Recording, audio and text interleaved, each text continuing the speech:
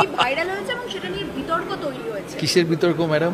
মানে আপনার সঙ্গে এমন কি দরকার পড়লো অনুব্রত মণ্ডলের, এটা নিয়ে খুব সোশ্যাল মিডিয়ায় ভাইরাল হয়েছে। আমার সঙ্গে যেই স্টেজ শেয়ার করে তারই কি দরকার পড়ে না তো। পাবলিক মানুষ আমি, উনিও পাবলিক মানুষ, আর কত পাবলিক মানুষ আছে। আমি গেছিলাম ডিস্ট্রিক্ট স্পোর্টস ফেডারেশনের ফাংশনে, তা স্টেজ শেয়ার করলে কি হয়েছে? আমি সব রকম মানুষের সাথেই স্টেজ শেয়ার করি।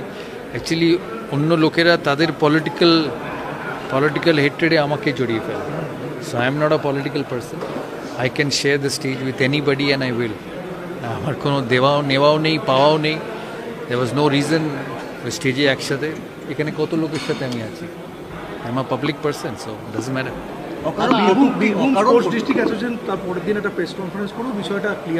প্রেস কনফারেন্স করার দরকারও ছিল না। আমি কত লোকের সঙ্গে মিশি। অকারণ একটা বলা হয়, সৌরভ গাঙ্গুলি সফট টার্গেট হয়ে যাচ্ছে মানুষের কাছে, অকারণ তাকে নিয়ে আমি বদরও করি না কি টার্গেট করুন, কিসের টার্গেট? এরকম একটা ঘটনা, কোন ঘটনা? অন্য প্রশ্ন জিজ্ঞেস করো, কিছু না, এই প্রশ্নের উত্তর আমার কাছে নেই। ঘটনা এটাকে কি বলবো? এটা কি বাংলার সংস্কৃতি? আমার এইসব প্রশ্নের উত্তর নেই। তুমি হ্যাঁ খেলাধুলোর প্রশ্ন করলে আমি উত্তর দিতে পারি।